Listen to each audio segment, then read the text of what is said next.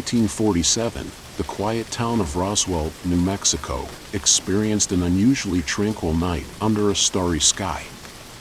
Most residents were already asleep, while a few night owls enjoyed the summer breeze. Suddenly, a blinding light descended from the sky, shattering the nighttime serenity. The light was as bright as lightning, but without the accompanying thunder. Shortly after, a loud explosion reverberated through the town, breaking the silence of the night. The sound shook windows, making them hum sharply, and the houses seemed to tremble slightly. The townspeople, startled by the sudden noise, stepped outside in fear and confusion, looking around for the source of the light. John Smith, a farmer living a few miles outside of Roswell, was enjoying the evening breeze with his family. He watched in astonishment as the blinding light descended from the sky, followed by a massive boom. He felt the ground shake as if something heavy had crashed nearby. "Dad, what was that?" asked his young daughter, Mary, clutching his hand tightly, her eyes filled with fear and curiosity. "I don't know, Mary," John replied, furrowing his brow and looking towards where the light had disappeared, "but we need to find out." Turning to his wife, he said, "Lisa, stay here with the kids. I'm going to check it out." "Be careful, John," Lisa said, her voice tight with worry. John nodded, grabbed a lantern, and set off towards the source of the light. His steps were firm, but his mind swirled with questions and unease. He walked through the fields, crossed a few fences, and eventually reached a small valley where he found scattered pieces of strange metal. Under the moonlight, the metal fragments glistened eerily. John approached them cautiously, kneeling down to inspect them more closely. The surfaces were smooth and cold to the touch, unlike any material he had ever seen. He tried bending a piece, but found it harder than steel, yet as light as a feather. "What on earth is this?" John muttered to himself. A sense of dread and curiosity gnawed at him. He decided to take some of the fragments back home and notify the local newspaper. Emily Harris, a young reporter for the Roswell Times, was always eager to investigate unusual events. After receiving John's call, she rushed to his farm. "Emily, you made it," John said, visibly relieved. "John, you said you found something strange?" Emily asked, her curiosity piqued. "Follow me, you need to see this," John replied, leading her to the barn where he had stashed the fragments. Emily examined the pieces carefully, noting their unusual characteristics. She touched them, feeling the chill and sensing something otherworldly. "These materials don't seem to be from Earth," Emily said, her brows knitting together. "Are you sure these fell from the sky?" "I saw it with my own eyes." "There's no mistake," John affirmed. "Did you see anything else unusual? Any lights or sounds?" Emily pressed. The light was incredibly bright, almost like it turned night into day. "In the explosion, it shook everything around," John recounted. Emily nodded, realizing that this was no ordinary crash. She decided to delve deeper, seeking to uncover the truth behind these fragments. Early the next morning, the quiet of Roswell was broken by the roar of engines. Military trucks and jeeps bearing the emblem of the United States Air Force rolled into town. Colonel Clark, in full uniform, stood by a jeep, directing the soldiers with a stern expression. They drove towards John's farm, following the directions provided. "Mr. John Smith, we need to speak with you," Colonel Clark announced as he stepped out of the jeep, fixing his gaze on John standing at the door. John furrowed his brow, feeling uneasy. "Is this about last night?" he asked tentatively. "Yes, we need to gather some information and recover those metal fragments," Colonel Clark replied with an authoritative tone.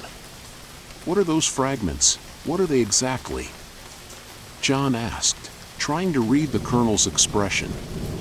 This is classified military information. You just need to cooperate, Colonel Clark said, signaling the soldiers to begin their work.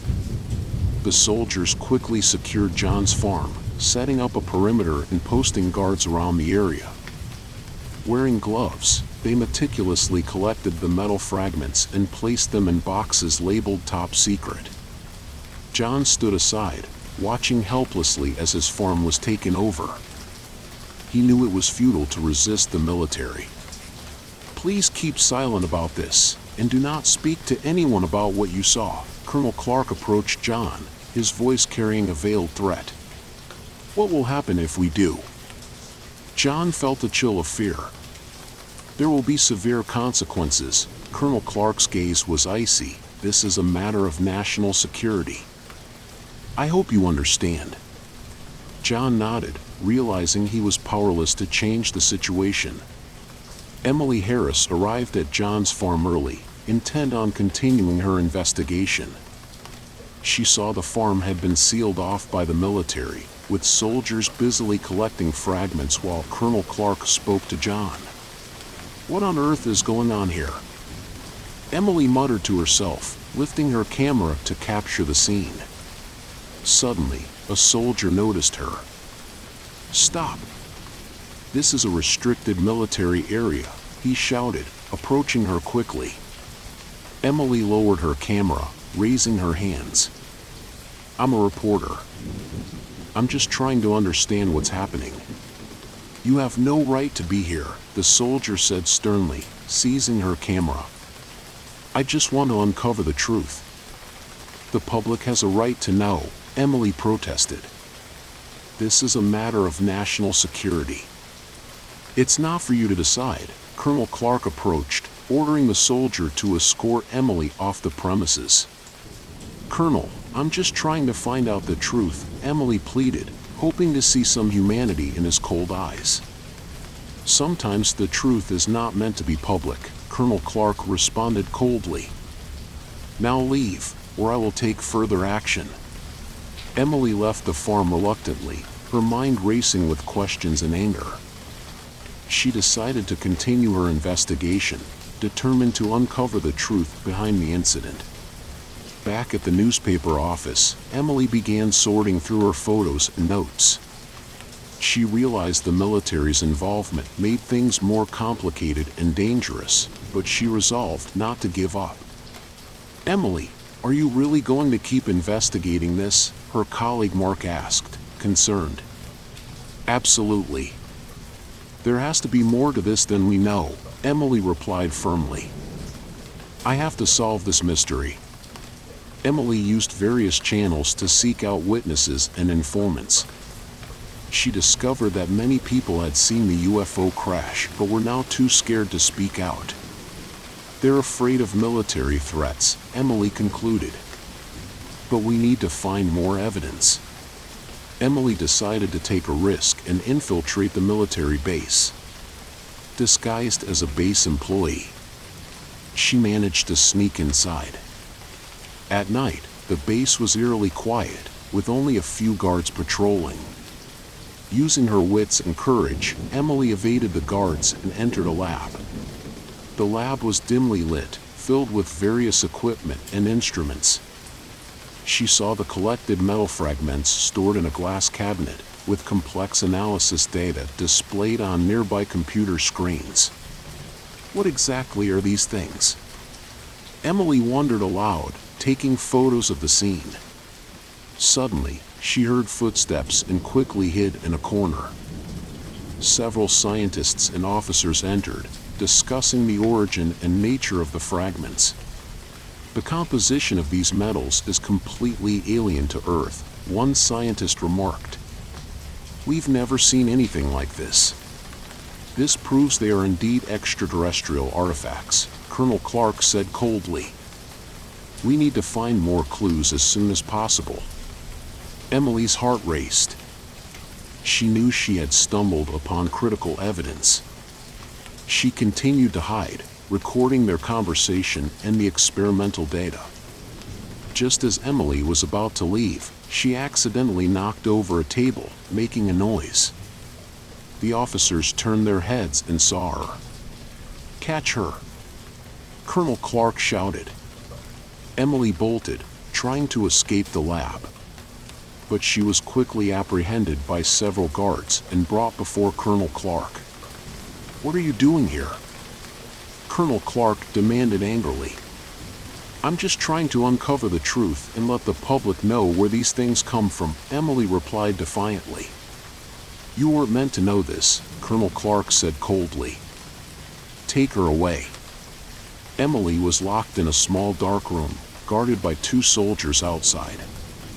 She knew she was in great danger, but she resolved not to give up. "The truth will come out," Emily whispered to herself, determined to keep fighting. The farm was eerily quiet at night, with only the sound of wind rustling through the fields. Moonlight bathed the farmland, creating a silvery landscape. John's family began experiencing a series of strange occurrences. At night, they often heard odd noises, as if someone was walking around their house. Even more unsettling were the occasional shadows flitting past the windows. "Daddy, I'm scared," Mary, John's young daughter, cried out in the middle of the night, her face pale with fear. John picked her up and gently reassured her, "Don't be afraid, Mary. It's just your imagination. Daddy's here, there's nothing to worry about." But John himself felt a creeping dread. He too had heard the footsteps at night and seen the shadows outside the windows. Determined to get to the bottom of it, he decided to inspect the farm more thoroughly, suspecting an intruder. Meanwhile, after Emily's capture, other witnesses in town began to mysteriously disappear. John tried to contact those who had told Emily about the UFO crash, but their phones either went unanswered or were disconnected. One day, John decided to visit his old friend Frank, who was also a witness. When John arrived at Frank's house, he found it deserted, with furniture scattered and signs of a struggle. "Frank, where are you?" John called out, but there was no response. He walked into Frank's bedroom and saw the bed in disarray, as if someone had left in a hurry.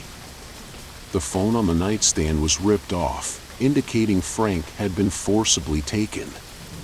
John was filled with fear and doubt. He knew these events were no coincidence and resolved to find Emily to uncover the truth behind the incident. After being captured, Emily was held in the underground laboratory of the military base. The lab was dimly lit, surrounded by thick steel walls, and the air was thick with the pungent smell of disinfectant.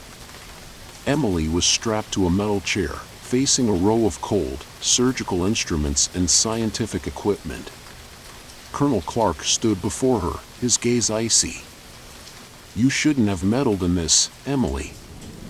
"I'm just trying to expose the truth," Emily said, her voice steady despite her fear.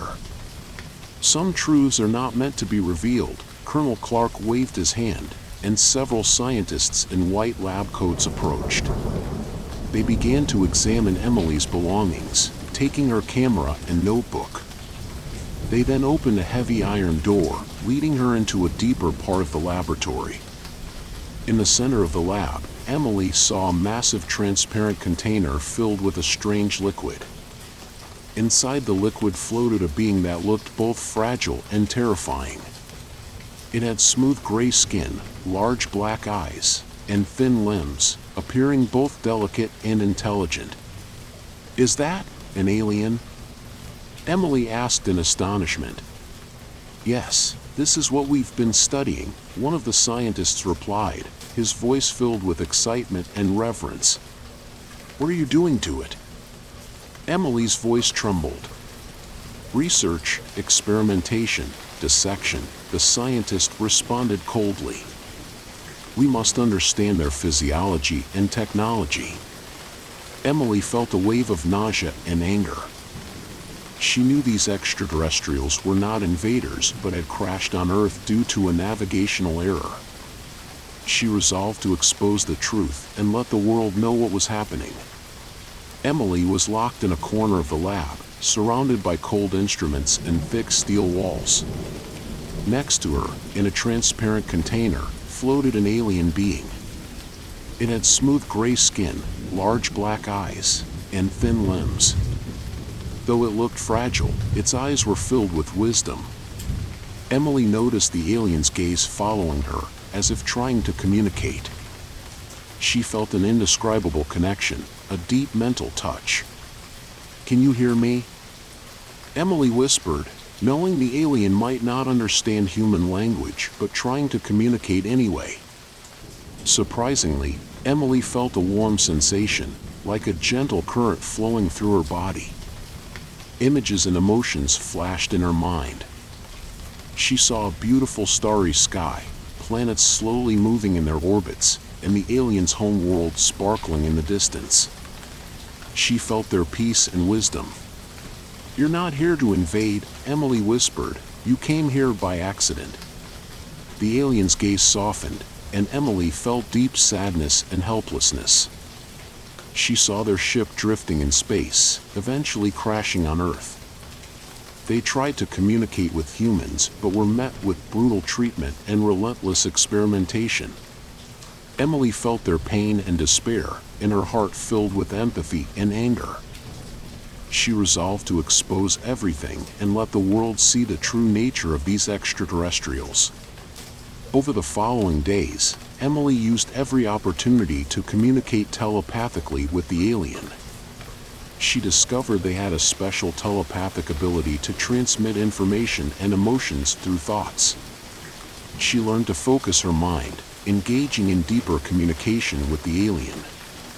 She discovered that their technology far surpassed human capabilities, and their civilization was filled with wisdom and peace.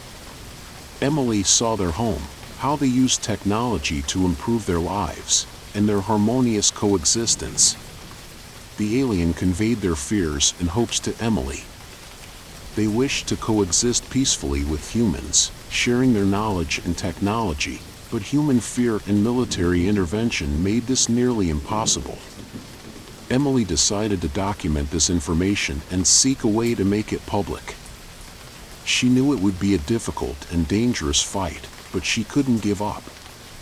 Each communication strengthened her resolve that the truth had to be revealed, and the suffering and wisdom of these extraterrestrials had to be known. Through this deep telepathic connection, Emily formed a strong bond with the alien. Her heart was filled with empathy and anger. She felt their wisdom, pain, and hope, and she resolved to expose this cruel conspiracy at all costs and let the world know the truth. Meanwhile, John began to exhibit strange behavior. His family noticed that he often stood alone at the window at night, staring at the sky as if waiting for something.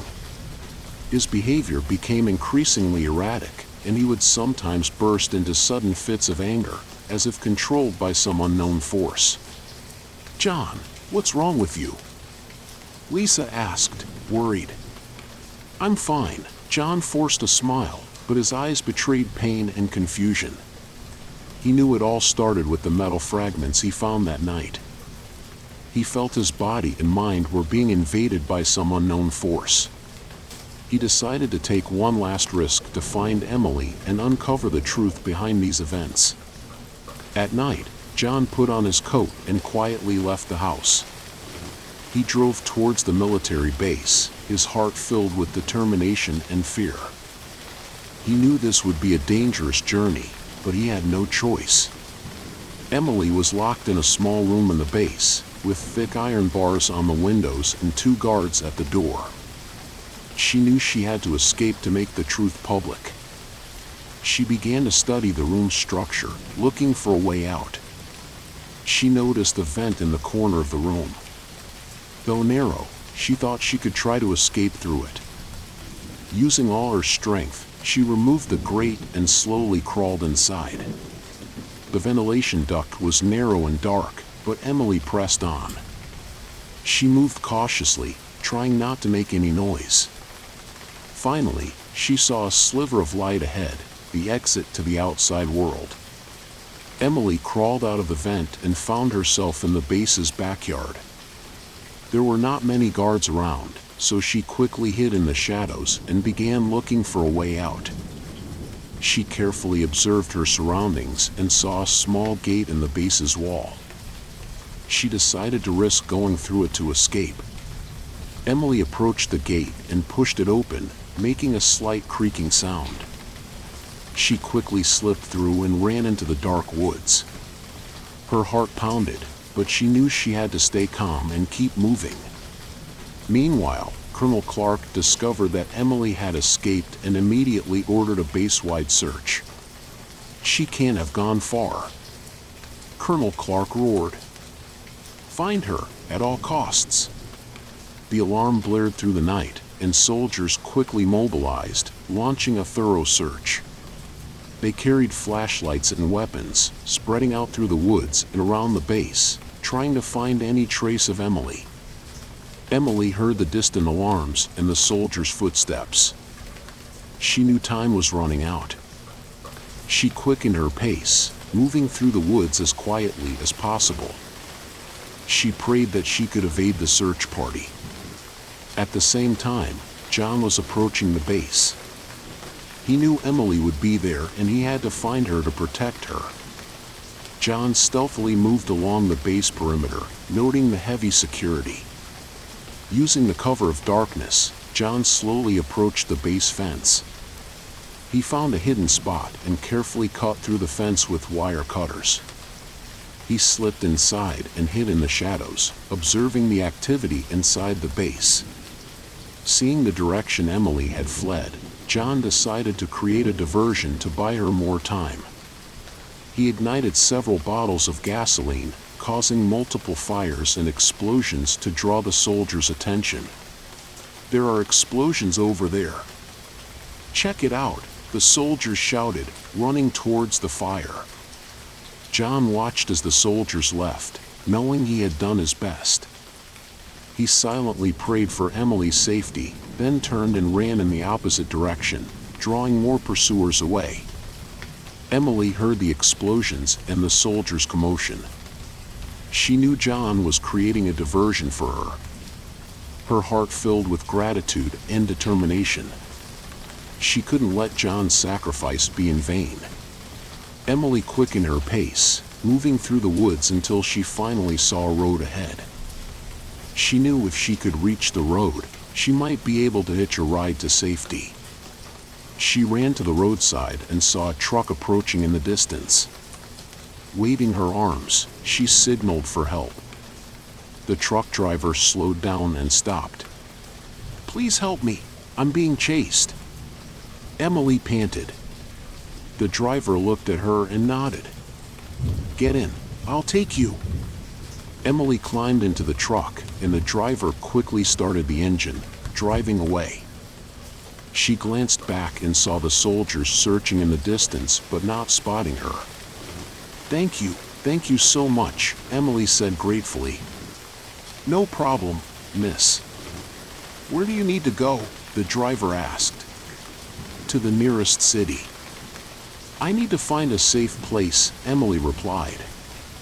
Reaching the city safely, Emily contacted her friend Jack, who worked at the telegraph office, and asked for his help. Jack agreed to send out her messages, ensuring they wouldn't be detected by the military. "Emily, you have to be careful.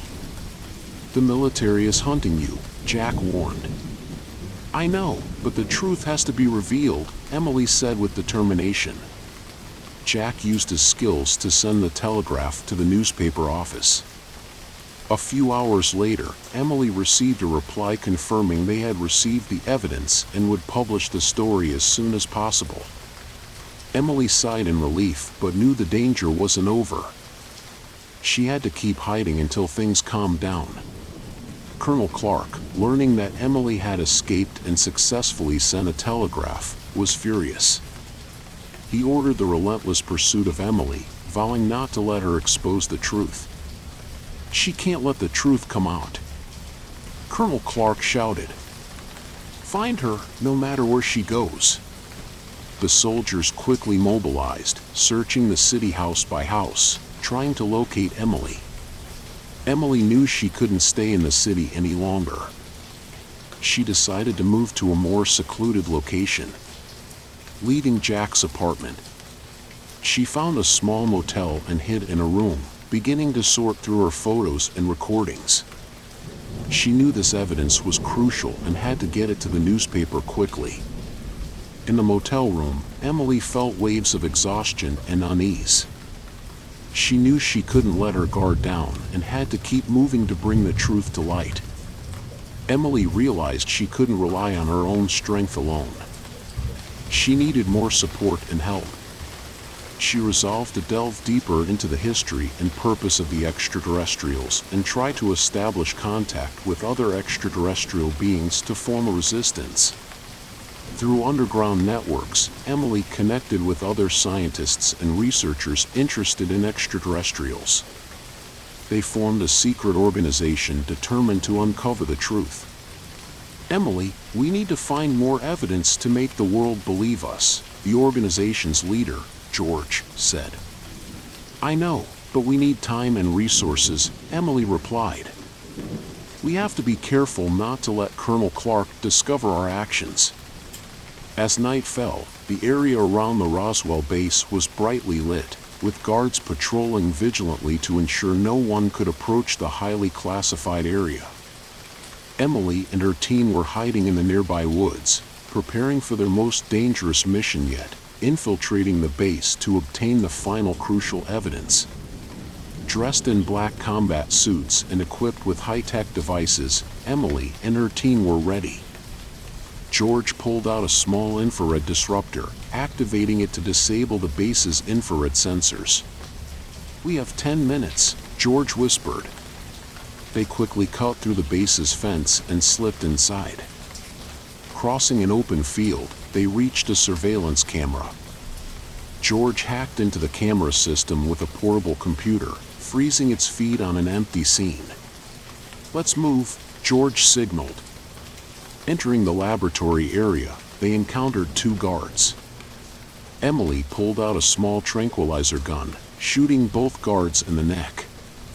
The guards fell silently to the ground. Inside the laboratory, dim cold lights cast eerie shadows over the strange instruments and equipment lining the walls.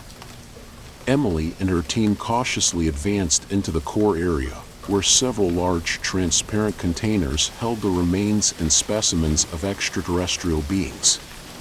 "This is the evidence we need," George said, copying the data onto a portable hard drive. As they prepared to leave, alarms blared, and Colonel Clark led a team of soldiers to surround the lab. "You think you can escape?" Colonel Clark sneered as he entered the lab. "You're destined to fail." "We won't give up," Emily responded firmly. Emily and her team quickly took defensive positions. George threw a flashbang at the soldiers, and the blinding explosion temporarily impaired their vision. Emily seized the opportunity and rushed towards the exit, but Colonel Clark was already blocking the doorway. Clark moved with astonishing speed, throwing a punch at Emily. She deftly dodged and countered with a stun gun. The electric current coursed through Clark, but he barely flinched, his eyes gleaming with an unusual light. "You think this can stop me?"